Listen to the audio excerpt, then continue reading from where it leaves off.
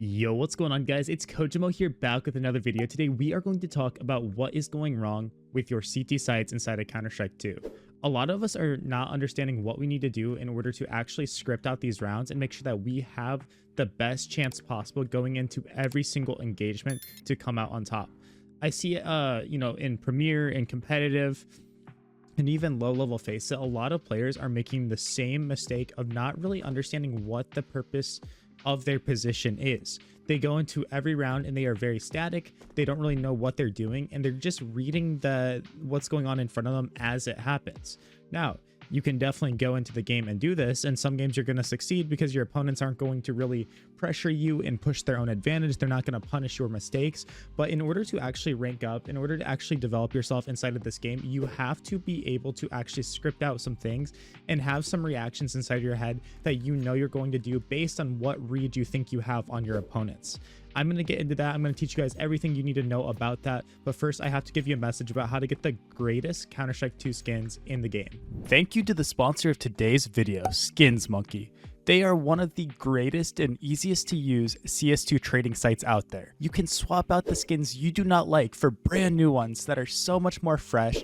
Even skins that are trade locked can be secured by adding them to your backpack. The greatest thing about the site is that you can buy skins for so much cheaper with a 35% deposit bonus when you use my code, KOJO. Make sure to check out the freebie section where you can get a free skin just by completing tasks. On top of the bonuses, you also get a $5 bonus when clicking the link in the description.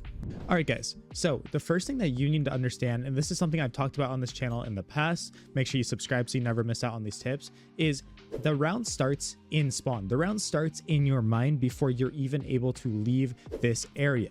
So the biggest thing that players are doing wrong is they're going into the round and they're not knowing what to do.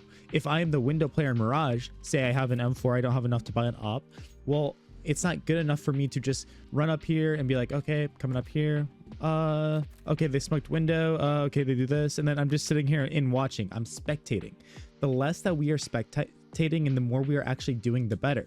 So a lot of this can come out through some aggression, right? And not only aggression through yourself, but guys, I don't care if you're queued with people or if you're solo queued, communicate what you are going to do so that it gives the team a bigger understanding, a bigger picture of what you are wanting in the round. So in spawn, I might have a good spawn right here, right? And I might be like, hey guys, I want to go underpass this round. Can the connector player do this for me? Can the cat player do this, right? So before the round even starts, I know my purpose. I know where I'm going to go, and I have my comfort zone. If you're not feeling comfortable, it is going to suck, right?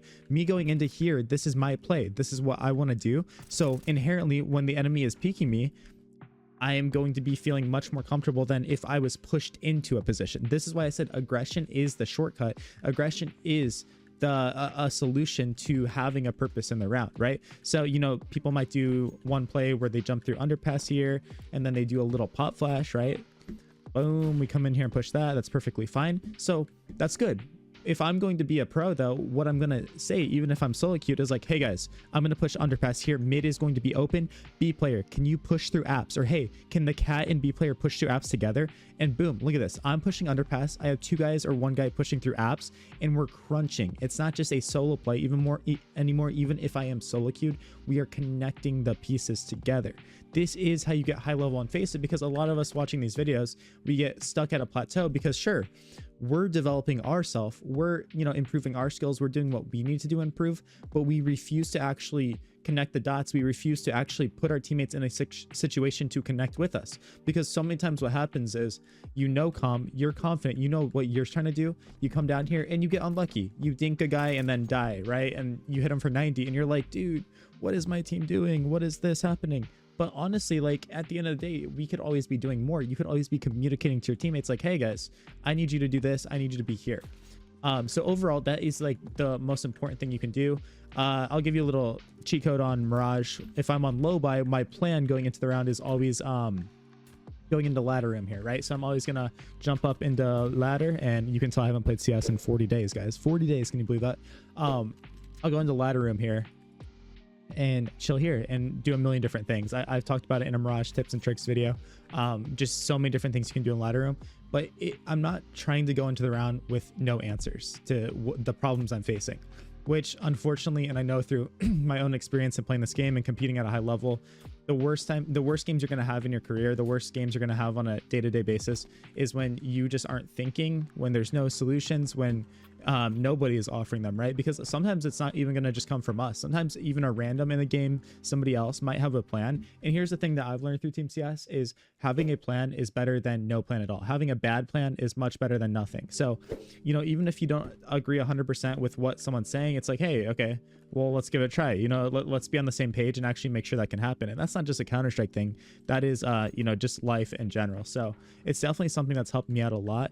And guys, understand that, you know, if you have a good lobby, if you have, you know, a good group of guys that you're playing with, either queued with or solo, you don't need to just play your position either.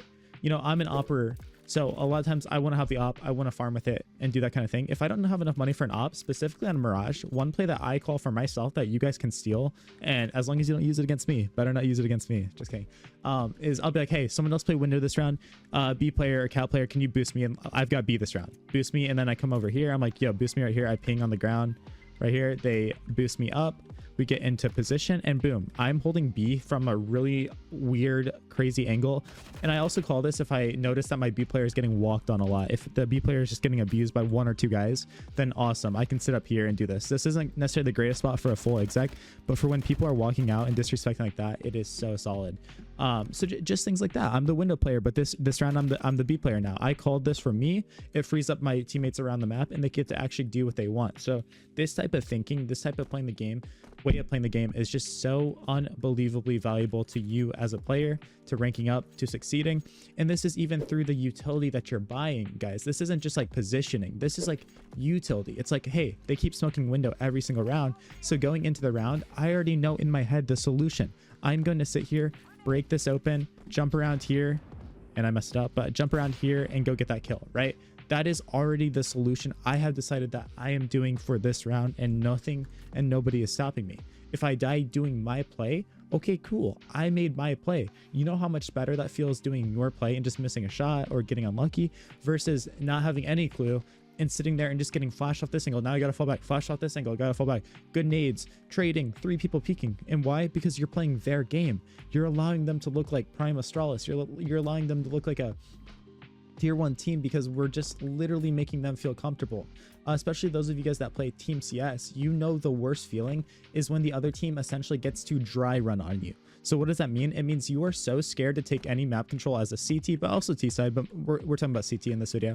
You're so scared to do anything right, so everyone just plays so standard. The window player will be here. He gets smoked off, he just chills and does nothing. The A players are never aggressing in A main or palace. The B players are just sitting here. So what does the other team do? What's the other IGL get to do? He gets to sit there and call defaults and strats where they know exactly what you're doing. You've got to have a level where you are able to throw in different looks. You're able to change it up and be absolutely unpredictable. I can't say it enough on this channel. It's something that we have to learn from, and I hope that we will all take it seriously going forward so that we can thrive, we can grow as players. So yeah, I appreciate every single one of you for watching this lesson. If you guys want your own personal coaching or you want to watch other people get coached, I have a second channel, Kojo More, on YouTube. I'd love if you subscribed over there. Leave a comment down below. Let's keep growing this community. Appreciate all of you guys. Love that you guys are taking the time to learn and grow.